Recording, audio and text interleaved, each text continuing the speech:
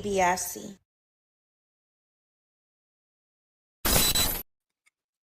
What's up, y'all? Good morning, good evening, and good night. Y'all know where y'all at. This is another live episode of the Offenders Initiative podcast. All my offenders and all my stoneheads, thank y'all for pulling up. And whether you watch this content religiously or in passing, I do appreciate all. Thank y'all for pulling up. Now, we had some technical difficulties the other day on 420, which should have been Oh Ye Sacred Day. But my dog acted like he ain't had no home trainer. He acted like he couldn't just sit in the here in the spot with me while I recorded and act like he had some home training. So he acted an ass that day and then ruined the whole joke. We're not doing that today. Today we are gonna move on proper like. Proper like. I'm getting everything ready. First of all, y'all read the caption, so y'all know what we rolling up, right? I'm wrapping it in this though. Mango camo leaf. And in case you didn't know, today's strain of the day is, let me do that right there. Yeah, y'all see that? That's crazy, right?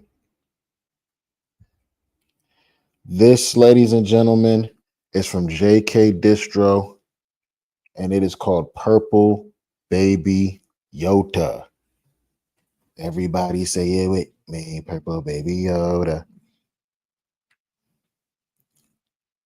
Yeah. Y'all see all of that? Y'all see all them different colors and all of that frostiness in there? It's fun. Oh man. Yeah, all that. Yeah. Purple Baby Yoda, ladies and gentlemen. Salute to Jamie Lanier. She's always pulling up as usual. We about to get into some of this. And y'all see the caption there too, man. Who all has seen the movie Sinners so far? Can anybody in the comments let me know if you've seen Sinners? Because we are definitely going to have all sorts of spoilers and all of that goodness right here, right now, big baby. I'm trying to tell you. So if you want to be those people, one of those people that don't want nothing spoiled for you, you might want to go ahead and hightail it up out my live right now, because I have seen the movie, and when I tell you, it is something that you need to check out. Ryan Coogler, Michael B. Jordan, Delroy Lindo, Haley Atwell, and some Asian girl that got everybody killed. Yeah, go see it. It's definitely one of those. We about to check it out. Hold on. Let me get everything together for y'all. Hold on. Damn, here we go. And today we're gonna react to these folks that I like to watch called the Marvelous Ones. Their content is great. Make sure y'all give them a like, comment, and subscribe, man. You know what I'm saying? Salute to them folks and everything that they do, you know. And once again, we're gonna roll up some Purple Baby Yoda, you know. I would do the education, but I kind of feel like if you've been following JK Distro, you know what you're getting with Purple Baby Yoda. But you know what? No. We're going to do this right. We're going to do this right because we're going to act like we've never done this before. Got it. Hold on. I got y'all. I swear I got y'all. We're going to do this the right way. I was about to do it the wrong way, but we're going to do it the right way. I promise you. Hold up. We got to have our education because you know what? Even though it's medicine for the masses, folks still got to know what they're putting in their bodies. You know, Purple Baby Yoda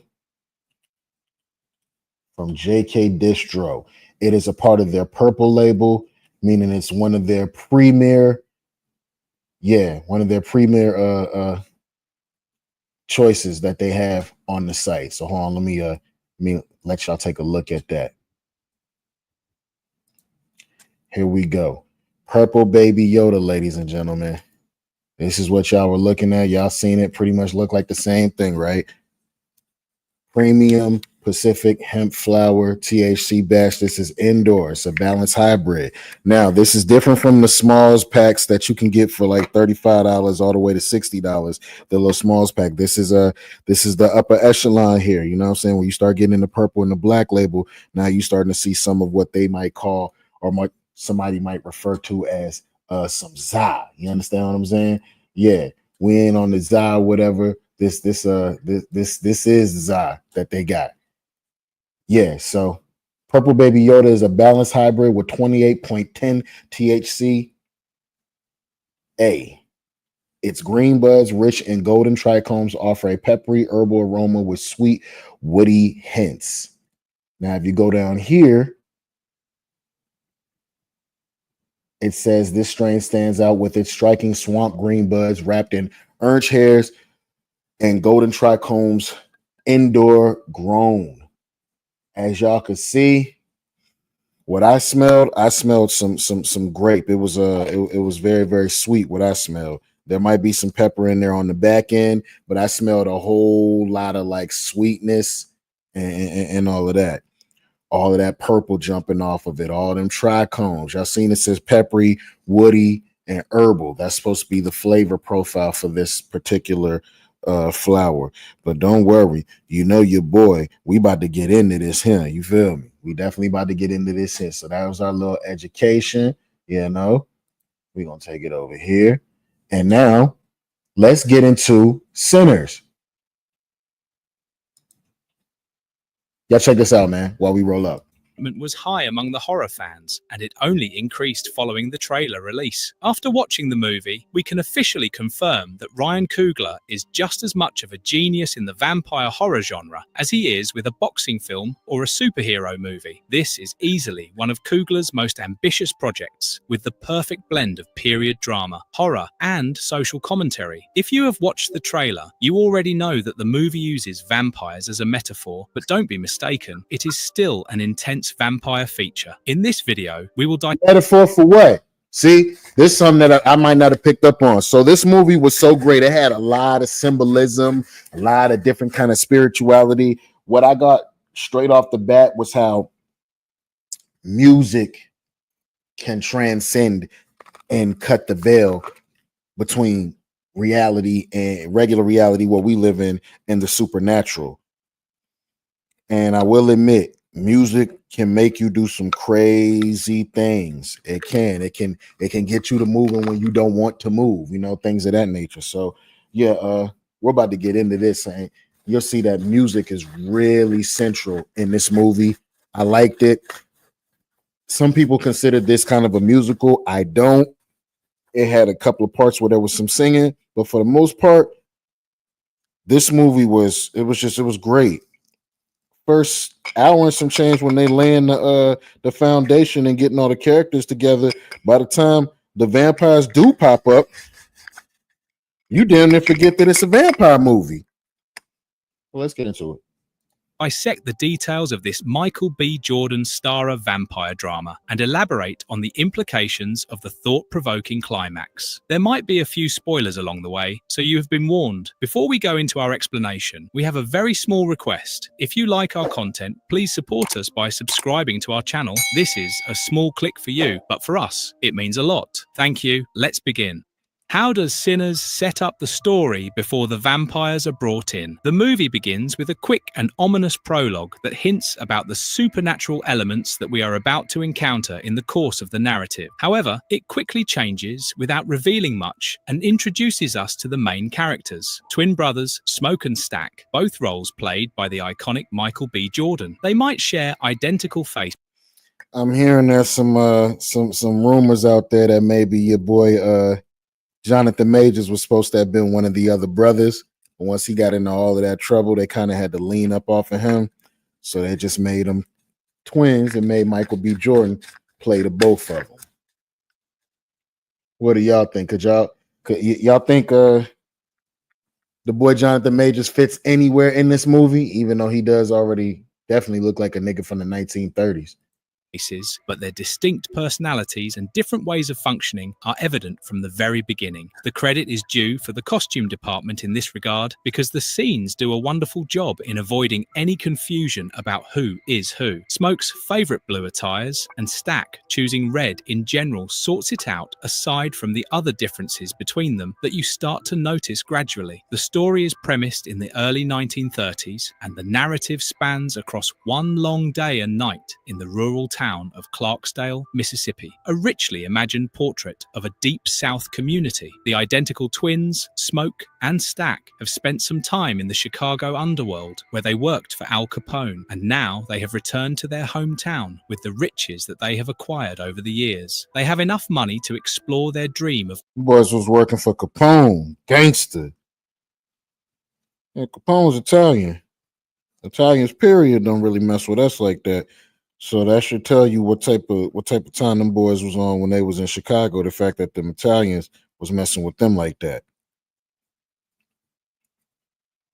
Opening a juke joint that can cater to the locals. And with this new venture, the brothers plan to leave their troubled past behind. Very early in the movie, we are also introduced to an enigmatic blues musician, Sammy, who happens to be their cousin, and his talents are remarkable, making him the perfect fit to be the musician at the joint. Sammy is an ambitious young man who aspires to establish a music career and leave behind his reverent father's church and Mississippi. In a subtle reminder of what is about to come, the narrative also establishes in the opening voiceover that talents like Sammy have historically attracted some supernatural attention. Among the other key characters in the story are Annie and Mary, two women who have past relationships with Smoke and Stack, respectively. Smoke and Annie even had a child who died, and while he reunites with his old flame, the relationship between Stack and Mary is more complicated. Mary's recently deceased mother raised the twin brothers back in the day, and Annie has a great knowledge of local folklore, which might just come in handy. We also come across a drunken old businessman named Delta Slim, who is there to perform at the grand opening, and the Chow family, who provide food for the joint.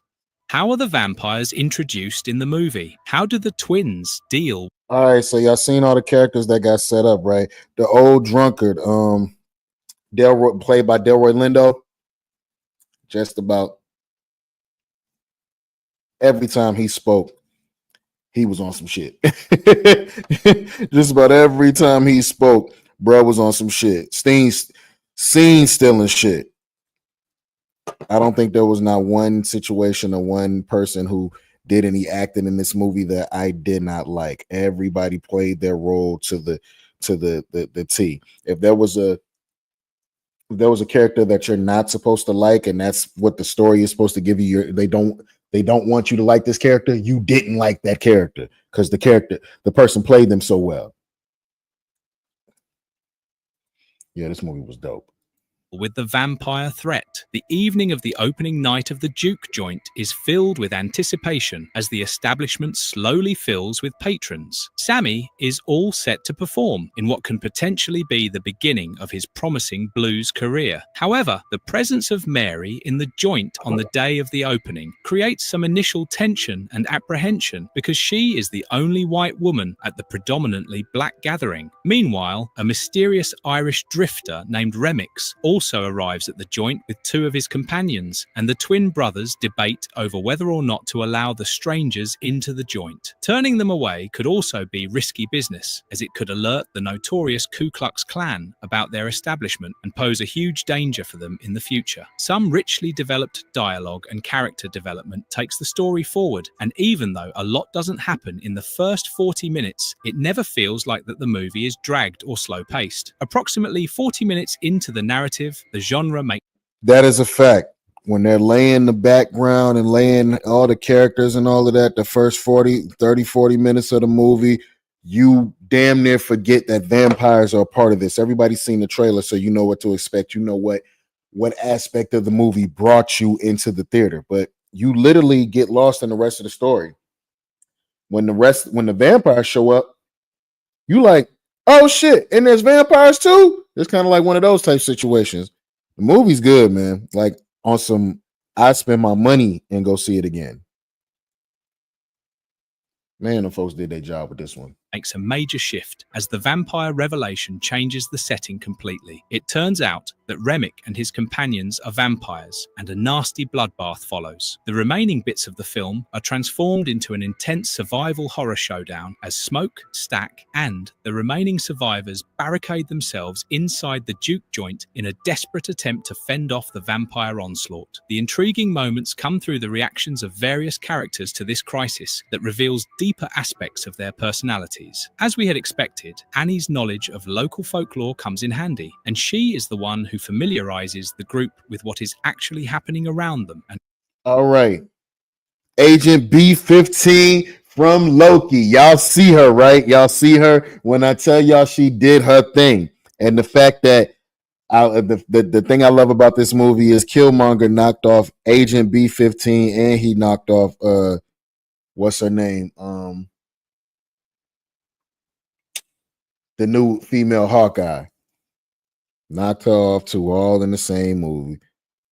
Goddamn 47. Nah, all jokes aside.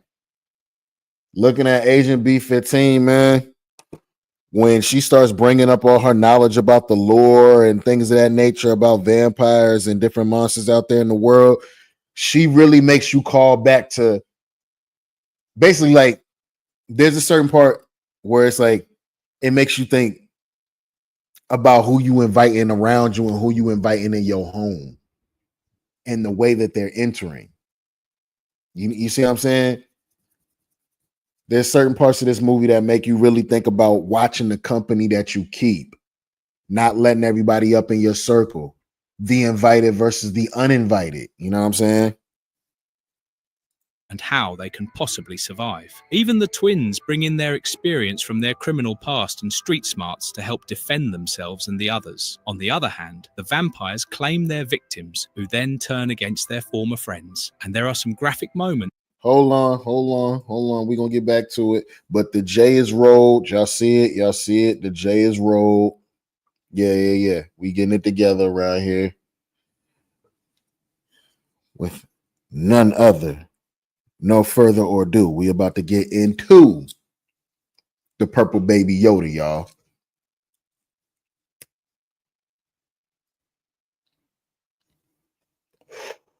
And again, we rolled it in a mango camo leaf. Mango camo leaf, if you're just now joining me. I have shown a tree time and time again. The tree has now been chopped up. We 18 minutes in. You know I don't play no games. The tree has been chopped up. It's been put in this blunt, and we about to go ahead and get it done. You feel me?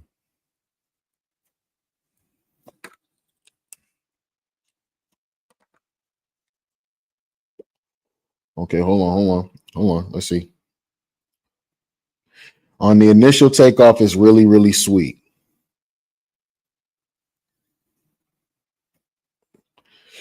Sweet smoke is real smooth.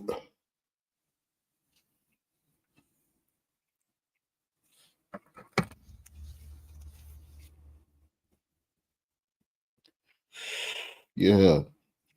Really sweet. Really herbal. Mm-hmm. Yeah, okay. This ain't bad right here. Purple Baby Yoda, ladies and gentlemen. Balanced hybrid, they say. I'm fucking with it. Hold on. I want for it to get to that sweet spot where it's really hitting like a cannon. We'll be able to see what's really going on. But until then, y'all know what time it is. And if you're already here, I hope you don't rolled up because I am.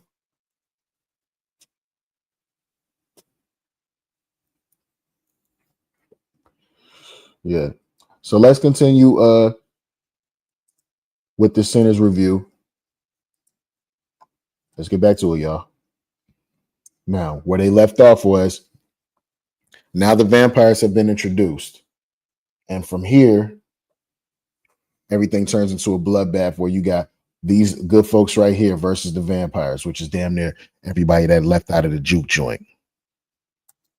That are definitely not for the squeamish. The fight continues deep into the night, and the number of survivors dwindle, as do their spirit. One thing worth observing in all this chaos is how the brothers react differently to this crisis, and while both of them are equally determined to deal with the vampire threat, one acts impulsively while the other is more methodical. There is a particularly memorable sequence towards the later part of the movie where the remaining survivors face off against both vampires and members of the Ku Klux Klan, who have also been transformed into vampires. This multi-layered confrontation has a deep historical and cultural significance, but you can also ignore that entirely and enjoy the adrenaline rush. Okay, nah.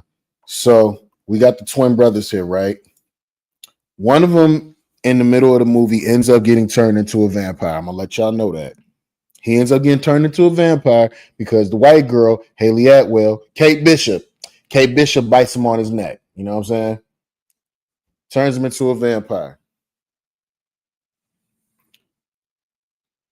After that, it's basically, like I said, the town versus the vampires. And the Asian girl, I'm gonna let y'all know right now. Little Jeannie Maya to kick the ass right on up out of there as soon as she would have been like, my husband's out there, I can't leave him alone. Because what they did was they was like, yo, if y'all don't let us in, he's like, you know that little girl that's left at the cleaners right now, y'all daughter that y'all left alone, home alone, we gonna go over there and go get her. Your husband already out here with us. You might as well just come on and get down. Now, I'm going to tell you something, man. Never trust the devil, because I'm going to tell you something. It sounded real, real good. They might have got my black ass back in the day with the sweet shit that they was talking. I might have became a whole vampire, because he was like, yo, the main vampire kind of put them on to something. He was like, yo, you really think that these folks around here is really finna let y'all just have y'all own shit out here and not shut it down? Y'all finna have y'all own little all black juke joint and ain't nothing gonna happen, right? Yeah, okay, we'll see. If I don't take everybody up out of here by making them a part of my vampiric clan, you know what I'm saying? My vampiric coven. If I don't put them down with my coven, the clan gonna come out here and kill y'all anyway. So, you know, one of the brothers got and he was all on some, yo, it's beautiful on this side, you know. I don't know. He made sounding like being a vampire was a whole lot better than what it was supposed to be. Yeah, see? Facts. I'm telling you, this was a great movie that has so much symbolism, man. Let's get back to it. Oh, no. What is going on here? Uh-oh. Let me see. There we go. Back to it. Deeper aspects of their personalities. As we had expected, Annie's knowledge of local folklore comes in handy, and she is the one who familiarizes the group with what is actually happening around them and how they can possibly survive. Even the twins bring in their experience from their criminal past and street smarts to help defend themselves and the others. On the other hand, the vampires claim their victims, who then turn against their former friends. And there are some graphic moments that are definitely... I'd have kicked that Asian chick right on out. Normally, in any sort of lore, vampires can't go into anywhere unless they're invited. All you have to do is say, if you say it in a roundabout way, that's still an invitation. Come on up in here, motherfucker, see what happens. That's still an invitation. If you invite them, they in there. She wanted to be out there with her husband so bad, she'd have been hooping and hollering, oh, I need to be with my husband. I'd have kicked her ass right on up out that door before she even had a chance to change her damn mind.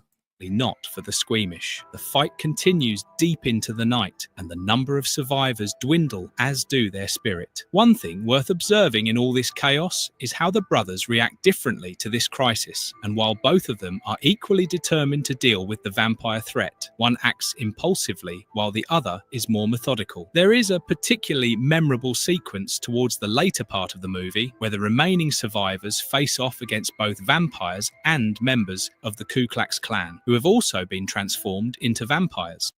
Okay, this is a real relaxing smoke, y'all. I'm fucking with it. I'm definitely messing with it. Purple Baby Yoda. This is really, really nice. It tastes good. It's sweet. A little pepper, a little woodsy, a little herbal. Yeah, I'm liking this.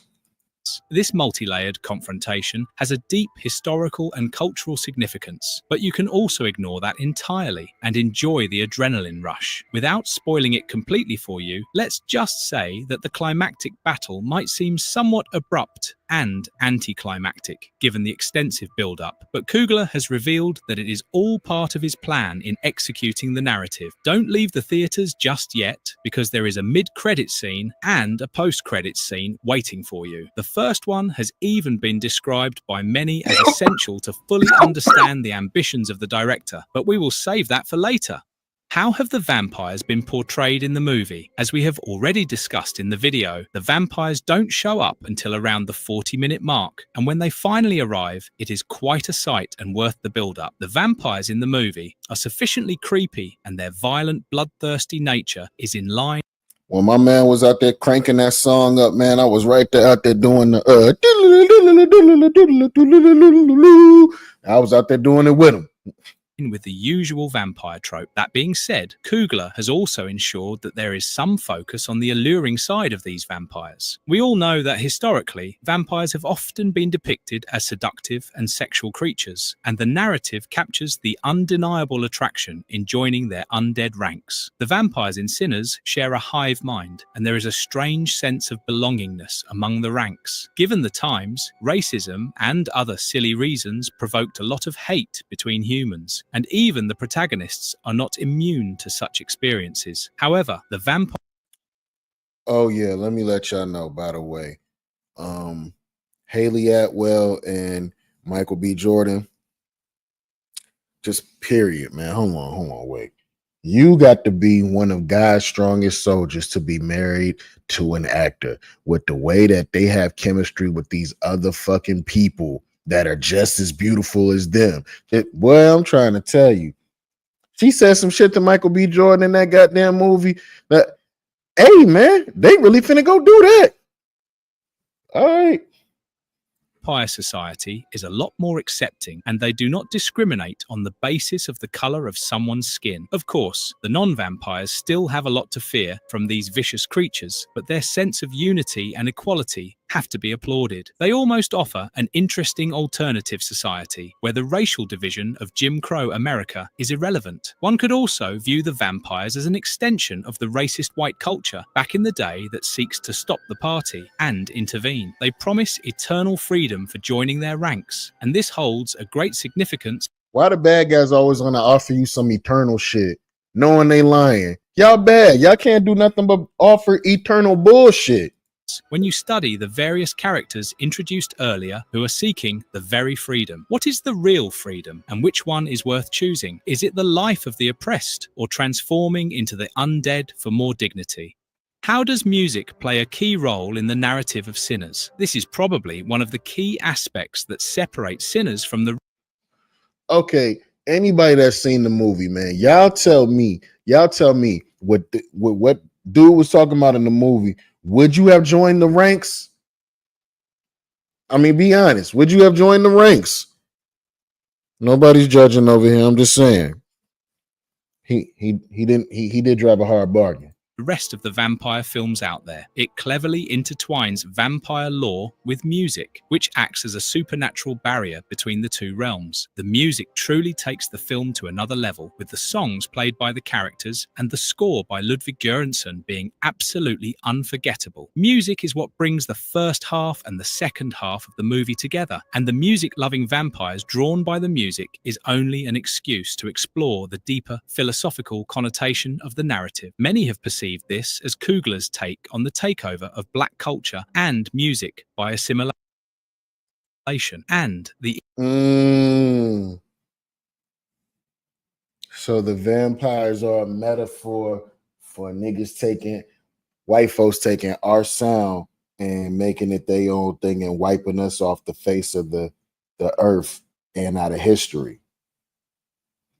I mean, in the movie, the main vampire did hold Sammy and was like, I want your music. I want your stories. And then maybe I'll give you some of mine. What? Yeah. This movie was fire. I'm sorry. Intermixing of the sacred musical space as well. What is the significance of the mid-credits scene and the post-credits scene? Will there be a sequel to this movie? We have already spoken about a mid-credit... Do y'all feel like there should be a sequel to this movie? I kind of feel like this one don't need one. It might need to stay where it's at. Because where you going to go from there? You going to keep going with... Never mind. We'll talk about it in a second. scene and a post-credit scene in the movie. Without spoiling it completely, let's just say that the first one ties to the main story and is a must-watch. The post-credit scene might not be that impactful, but it is surely worth waiting around in the theaters before you leave to truly understand the concept of the film. The idea to include these scenes might have been borrowed by Ryan Coogler from his times with the MCU as the director of Black Panther. However, their importance in setting up a potential sequel cannot be ignored. This brings us to the next big question. The possibility of a sequel certainly cannot be ruled out, even though these are still early days and there has been no confirmation from the makers. In fact, even a prequel storyline is possible, where we get to witness the criminal past of the brothers in more detail, but it is a sequel. Now that's something I would want to see when the brothers were working around with Capone, and we might see where the main vampire, the white boy, where he came from, how he got turned, yada yada yada. We might could do something like that, but a sequel, I don't know. Exploring the aftermath of the massacre that interests us more. While another movie is quite likely, we might have to wait and see how this one performs at the box office. There have been some early indications suggesting that the movie might actually lose money, even though it has already established itself. All right, y'all. The purple Baby Yoda got me stoned. This is a cool high. This is you can still operate heavy machinery, but yeah, I'm definitely smacked. Definitely. This is definitely a Zypack.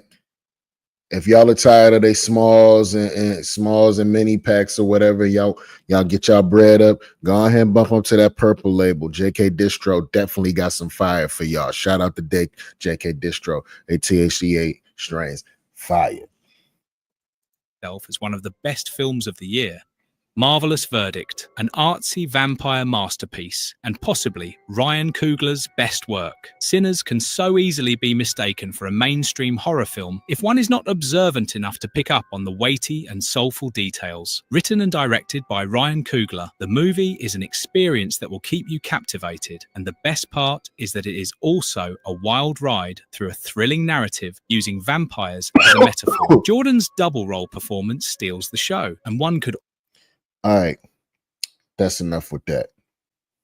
Oh, do we get? I guess we got two more minutes. We can do the last 2 minutes. Almost say that the twins are a crooked version of a good cop, bad cop trope. Coogler integrates vampire lore and mythology into the narrative, along with his personal philosophy and realization, and it turns out to be an ode to music, while also being a warning for us to introspect on the monsters among us. Music here can be viewed as an expression of cultural traditions, and on the other hand, it could also lead to temptation and greed and become corrupted. When Remick suggests that he wants Sammy's stories and his songs, it serves as a grim reminder of how cultural invasion has not always been amicable. Overall, this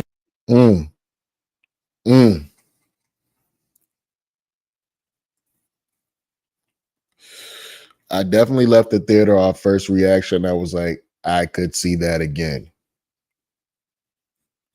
You're hearing the man speak here on Marvelous One. Salute to them folks. This movie has so much symbolism in it, and then when you're in the movie, like you're locked in.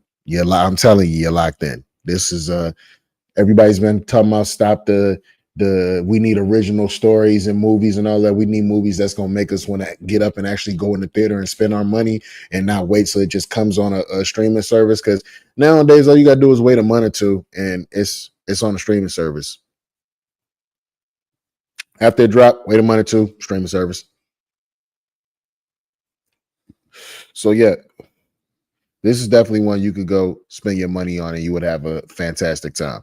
I know I did. I had a blast watching this movie. It was great. I'd definitely check it out again. This is a movie that you simply cannot miss out and watch for the thrilling cinematic experience that only a handful of directors can provide in today's time. Do let us know in the comments below about your thoughts on the movie, and also share your take on Ryan Coogler's metaphorical approach. And if you liked our content, don't forget to leave a like and subscribe to us. That's the Marvelous Ones, y'all. That's the Marvelous Ones. Yeah. Definitely one that I would go and Again, I will go and check that one out. Ryan Coogler, Michael B. Jordan, the entire cast, y'all all did y'all thing. Now, how is it so easy for y'all to write a vampire movie and the MCU can't come up with a Blade movie? That shit weird as hell to me. It's okay though. Oh yeah, that hit you right in the chest. Hold up for a second. Yeah, hold on. We are gonna leave up out of here without getting that unk. Unk on bullshit. Hold on. Here we go. Let me get y'all right.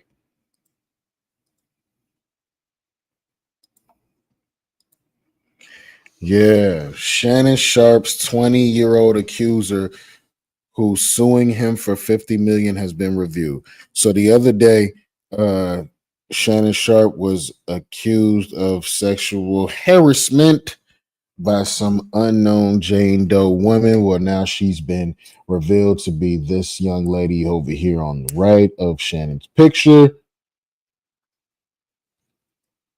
It's Shannon Sharpe's 20-year-old accuser who's suing him for $50 million to keep quiet has been revealed. Let's see what else is going on here.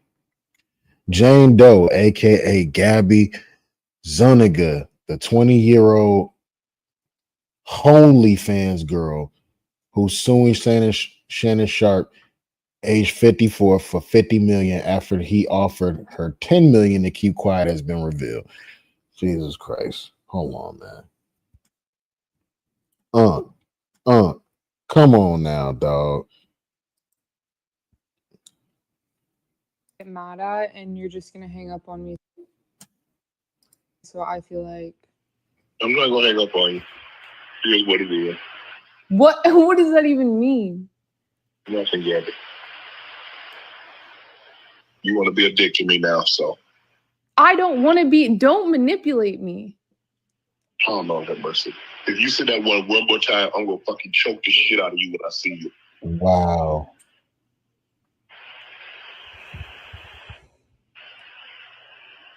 To my family, friends, supporters, and colleagues, I want to speak to you directly and from the heart.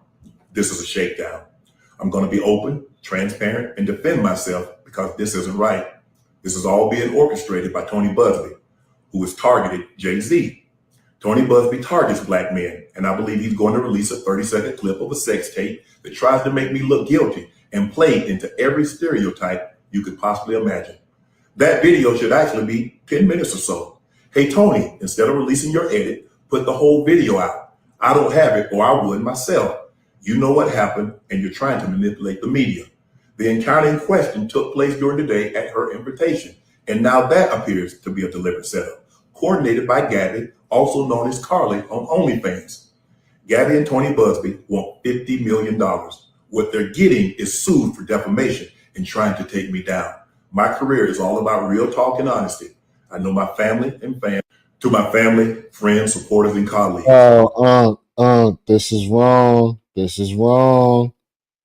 Hold on, let's see what else folks saying. Hold up. Justin Blue, and it seems like everybody's talking about Shannon Sharpe and that white girl filing a sexual assault lawsuit for $50 million. $50 million? $50 million? I ain't never seen a trauma worth $50 million. I ain't even offered nobody $50 million worth of reparations for slavery. I'm not here to divide or stir up racial debates, but the truth of history in the present is the truth of history in the present. And we often talk about the white man as if white women have historically sat back and been angels the whole time. Historically and today. White women's fake tears hold a lot of power. Not too long ago, we saw Jonathan Majors running full speed away from a white woman for his own safety on camera, and he still got found guilty. Brothers, I get it. They going to the gym now too. They eating rice and cabbage and cornbread now too. They got hips and curves now too. But you gotta understand something. The ugly truth is there's still a power imbalance every time you deal with a white woman. It's like being around a person with a gun. They may not choose to use it, but it's in your best interest to know that they can. And fellas, the street's dangerous. You take a risk anytime you deal with a new woman. In the hood, they set you up and rob you. In the suburbs, they set you up and rob you in court. Justin Blue, and it seems like everybody's talking about Shannon Sharpe and that white girl filing a sexual assault lawsuit for $50 million. Hold up. That brother was talking just now. Hold on. They do this thing called taking you to the cleaners. That's what they call it. Taking you to the cleaners. this young creature of the night, this young Hohef model is now going to be Shannon Sharpe's downfall after all that greatness that he built up after that Cat Williams interview. Yep. You know what? Did anybody learn anything from Jonathan Majors? I think not. That's why I'm glad that brother spoke up and said the man was running full speed, knees to chest, from a woman from the woman from the mountains of Caucasus for his own safety. Nah, I don't have a problem with white women. I don't have a problem with white people at all. I don't. I love everybody. But they're not for us. That's all I'm saying. They're not for us. It never ends well for us. It just never ends well for us. As much as we love them, as much as we love everybody, it just never ends well for us. Yo, go to the Poconos to ski, man. Don't live out there, man. You know what I'm saying? Jesus Christ. All right. I don't know. Unc tripping, man. And the fact that he fell right into a situation like that where somebody's able to catch him online still talking crazy like that. You got recorded. My man. Look. And Monique warned him. When you and I, it's different, baby. I'm grateful I'm not 56 and trying. What you trying to say? What you trying to say? I'm looking right at you. I know you looking at your I ain't backing down. You better take your old ass and get somebody to love you. Damn, boy. Now I'm looking right at you. Y'all what Shannon needs. Okay? Let me tell you what my baby need. He need him an old fat gal who can bake good cakes, make some smothered turkey wings, who gonna rub his feet at the nighttime, okay, and gonna have a sip of his cognac to make him feel better about himself when he come home at night. That's what Shannon needs. You don't need no 26-year-old girl. You don't need no 36-year-old girl. I know. This is your auntie talking to you. Take your old ass and get you an old bitch out there that can love you old. You're trying to hang out with these young bitches, and you can't do it, Shannon. You just can't do it. You can't do it, when Shannon. they want you to go for the fourth round, you looking at her like, bitch, listen, I need you want some money to go to Starbucks? Yeah. Because I can't go no further. But if you get your older girl, when you get to that fourth round, she's going to say, hold on. Let me go get you some eggs and cheese and some toast with apple butter, because that's going to get your energy back up. I'm talking right to you. Shit. So he was doing, I was going to be scared. Come on, pick your glass up and clap for me. Come on now. These young gals will bite you. Okay? Yeah. Okay, I guess I got to come on home. Come on home. She was trying to tell him. Now look at him. This is one of the worst situations to be in. Nasty work. I'm sorry.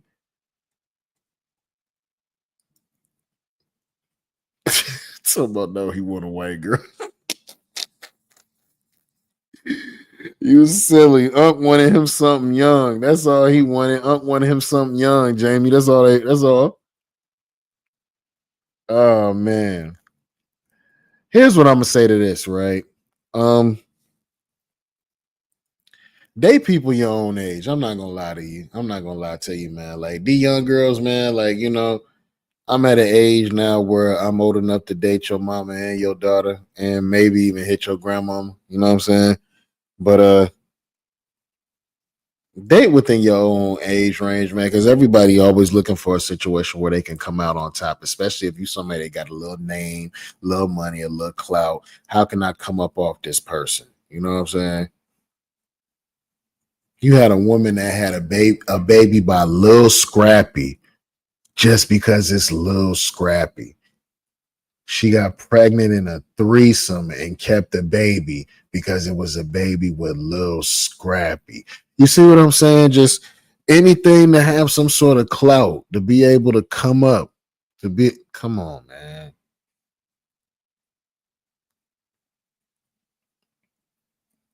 That's all I got to say, man. Defense rests on this one. I mean, I could go on, but yeah, Unc is definitely going down, though. I'm going to let y'all know that right now because that girl, she turned down $10 million. Some of us will never work ourselves to the bone and get paid $10 million in a lifetime. That man offered her $10 million to be quiet. Her lawyer, Tony Busby, said, guess again. She could come back for something even crazier. Give her 52. Had you just kept it transactional, which is just paid for what you paid for, and got the hell on, you know what I'm saying? You'd have been all right. You was getting personal, talking to this creature of the night on the phone. What's wrong with you, man? You getting personal. It's his fault. Sorry, it's his fault. Unc had it coming, man.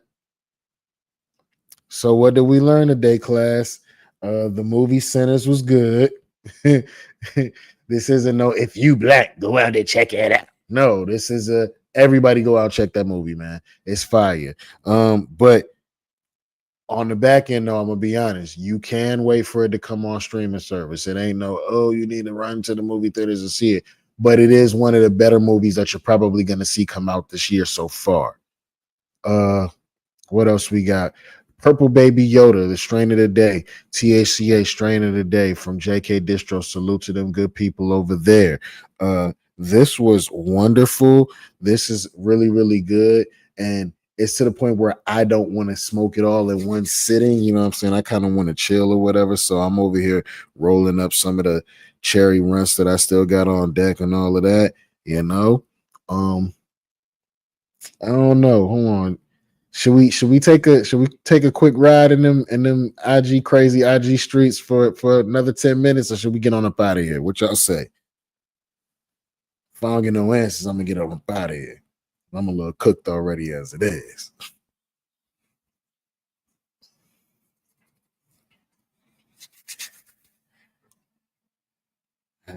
We could take a ride. We ain't doing nothing. We could take a quick ride. Look at this foolishness, y'all. Y'all know I come across a whole lot of foolishness. And this is something that'll get your head rocked. So apparently me only buying dinner for myself and my kids and not my stepson is wrong. So for dinner, I only bought enough food for me and my children because my children are my own responsibility. I didn't think that buying dinner for my stepson was necessary because he is not my child. My husband then proceeds to get mad at me for not buying his son food. Her husband. I told him that I thought he was going to buy dinner for him. He's like, why would I buy dinner for him if you were already buying dinner for the family? I'm like, okay, I'm buying dinner for my family. That's who I'm buying dinner for. Why do I need to take care of somebody else's child? No one is going to take care of my children but me, right? So why should I take care of somebody else's kid? That's like saying that I go to a park and expect people to share with my kids simply because they bought food for theirs. That's not how it works. Last that I recall, I birthed 7 children, and those are my only concern, my only worry is those kids. Aside from that, 7 kids. Wait a minute. Whew. Yeah, me and the know you on New Year's Eve. Made it hard for me to breathe. Whew. 7 kids. Jesus Christ. it's not my responsibility. I told him if you want food for him, then you could get up and buy it for him. So apparently me only buying dinner for myself. Do I even need to ask who was wrong there? Do I even need to ask? I don't think nobody need to. I think we're all on the same page with that. This is a disgusting human being. And whether she's trolling or not, even putting something like this out here, because there might be stupid people that actually exist that act like this. That's nasty. That's real nasty. Let's see what's going on here. What else we got?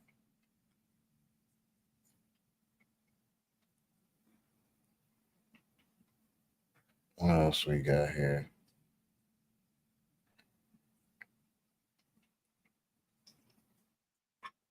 Oh, hold on. What is this?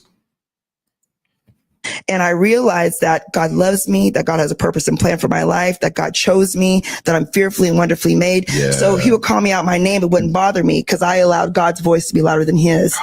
And when I was going through transition of him,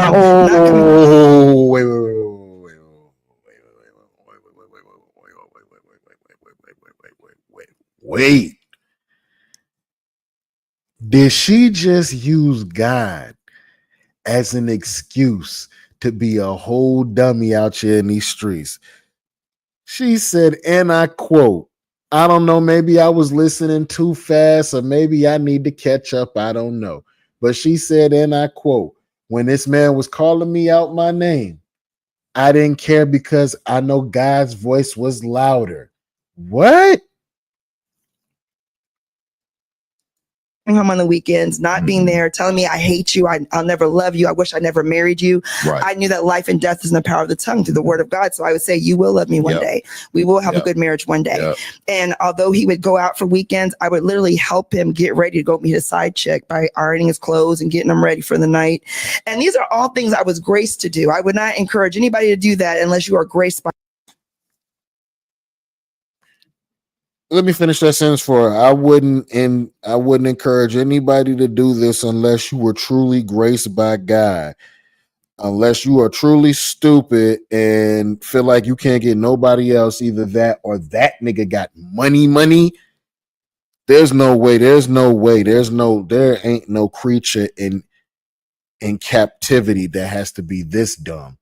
There's no way you're not going to sit up there and tell me that there's no amount of faith that would let somebody in a marriage disrespect you like this and you would keep staying around. That's why I'm like, y'all need to cut all these religions, bro, and just get closer to God, because there's not a book in the world that's going to tell me be stupid for somebody. Okay. All right, man. I'm sorry. By God to do this. May God never give me that type of grace. Hallelujah! Thank you for watching Sounds Good, my mini series where I break down things that sound good in theory, but are not so good in practice. God gracing us with the amount of strength needed in order to weather the storm in front of us sounds really good in theory. But sometimes in reality, we are the cause of our continued suffering, and God don't have nothing to do with it. In fact, he is requesting for his presence to be left out of the group chat. I fear the presence of the Lord isn't near. You are not strong enough to withstand abuse, and I don't care who you are, and I don't care how you wrap it up. God gave me enough grace to be able to get through this. The universe gave me a sign that this is what I'm supposed to be going through. Mentally, I am strong and I'm secure enough to handle this. You're not. It doesn't matter. Nah, God ain't never gave nobody no message to say we're gonna let the universe whip your ass right now. But them is your choices. Those is your choices. Hey, folks only gonna do what you allow them to do. Folks are only gonna do what you allow them to do. She said she was ironing this man's clothes when she knew he was going to go kick it with one of his side chicks. Say what you really wanted to say, which is, I follow him and I almost burnt the house down with them in it, but I decided I ain't want no motherfucking trouble. Why don't you just say what's really on your mind, you know? Nothing wrong with that. But alas, everybody not like me. What we got here? What else we got? Hey man, y'all look at this. Excuse me? Yeah. Can I sit where you're sitting? Why? So I'm an influencer, and the lighting where you're sitting right now is really good, and I just have to film a video. I just got back from Coachella, and I have to like film a brand deal thing, and I just really like the background of this and everything. So do you mind just moving to a different table? I mean, there's like so many other tables though that you could like choose from. Yeah, I know, but like this is the best lighting out of all the tables, so I was hoping that maybe you could move to one of those tables and I could sit at this table. I'm filming. I'm sorry, what? So you like the lighting at my table and you want me to get the fuck up so that you can sit there. You want my table instead of getting to another table or just taking your funky ass outside and shooting your damn video. Really, the nuts on some people, man. Seriously, pause. Something too. Well, I doubt you have more followers than me, and my followers really need like to see this video. So okay, how many followers do you have? I don't know why that's like. Yes, you don't really care. You're laughing at me, girl. I'm trying to be nice here. No, you're. How many followers do you have? You don't care. You still not gonna let you sit here. You could have said 1 million. You could have said 10 million. Bitch, still not gonna let you sit here. You don't get the fuck out my damn face and go to one of these other tables. Not like asking somebody to move is not nice. I feel like I'm asking really nice though, and like I don't know, I feel like you're giving me attitude, and I really don't like it. So. And I hate when people talk like this, like they're asking a question. I hate that shit. Goddamn, don't do that. And you're mad because she doesn't want to get up from the seat she already had. So she was supposed to get up because you asked nicely. Do they not still beat people up in LA or something? I don't know. So I don't know why you can't move. Because it was already sitting here. Okay, well, I want to sit there too. Can you believe this? Like, I don't understand why you can't move. No. Look, hold on. It looked like she was about to. She got some helpers out there. Are you live right now? Not y'all gonna jump on the girl because she don't want to move out of the seat that she was already sitting in. What's wrong? Hey man, what's wrong with today? What's wrong with today? See, this is why I smoke a lot, man, because I don't know. I probably would have lost it a little bit. I'd have been put my headphones on, even if I ain't had none. I'd have been put mine on and just act and just ignored that woman. Hey lady, if you don't leave me the fuck alone. Oh my gosh, did you hear the way he just talked to me? He said if I don't get the fuck out his face. Yeah, all that. Okay. Well, yeah. I'll be sure to. Can I get like your ad? So excuse me. Yeah. Can I sit where you're sitting? Why? Hell no, they doing it like that out in LA? Hell no.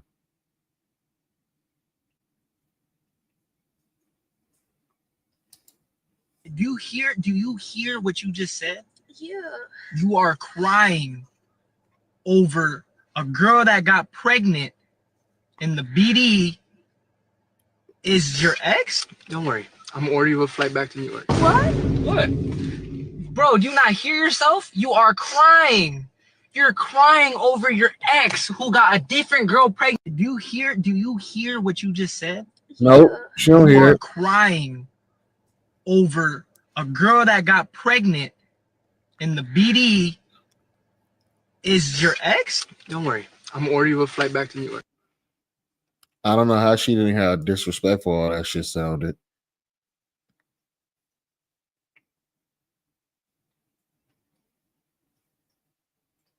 Hold on, what? I'm the dead hoeing. Why wouldn't my Trix wife punch me in my motherfucking eye? Oh. Because she caught me in her motherfucking house after he supposedly dropped her ass off at the airport, came to my room and came and got me. We went to his house. This bitch got a lift back home. She felt it in her soul. Her husband was cheating on her with a pretty ass bitch like me. And what? I'm laying in the bed watching Netflix in her big ass bed, already paid for my hour. And here she come in there talk about some bitch. Who is you? Boop, boop, boop, boop. I don't never want to get a Baltimore wife again. You Baltimore bitches got him. Nah. Well, she said, bitch, who is you? Boo, boo, boo, boo. Hey, now I ask my Trix. You got a wife? Do your wife know what you're doing? Because I'll be damn like another one of these.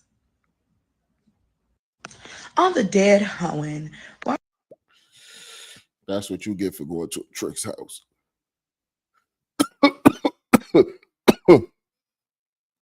You already had a room. You should have stayed there. You put yourself in direct danger.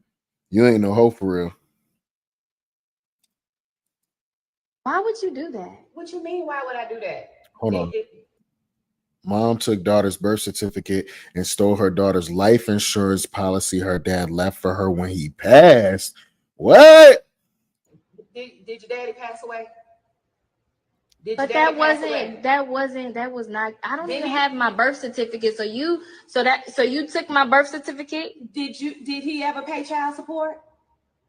And what you mean birth certificate? Didn't I have What does that got to do with me? He left me money, not you. Okay, but you. He never took care of you. So that was his payback for me. That was my payback. that he's never gave me child support to take care of you or That your has brothers. nothing to do with me. What you mean it doesn't? I don't know why you think you can just take my money. It's not your money. It's not yours at all. It is my money. I had you. It's in my name.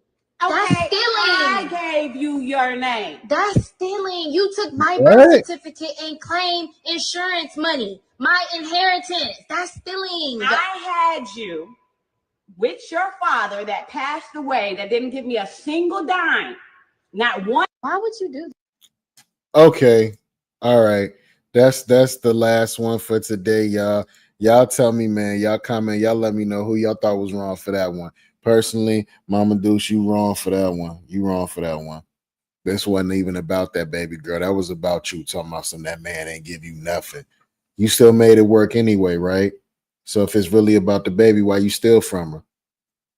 And I guarantee she had to find out on her own that money even existed. So y'all tell me who was wrong on that one.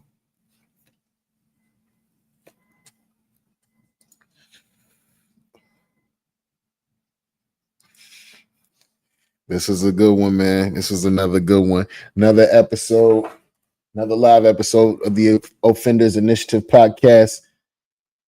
Y'all tell me if you're going to go see Sinners, if you've already seen Sinners, what did you think about it? If you've tried JK Distro's purple label, purple Baby Yoda, or anything from their purple label stack, let me know in the comments if you liking any of that. Again, JK Distro, get it sent straight to your dough. Don't forget. And hey, what you think about Shannon Sharpe and his nasty, filthy, nasty ways? Y'all let me know in the comments what y'all thinking, man.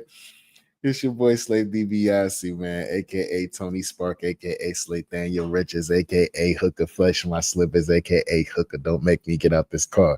And this has been another episode of the podcast. And we out.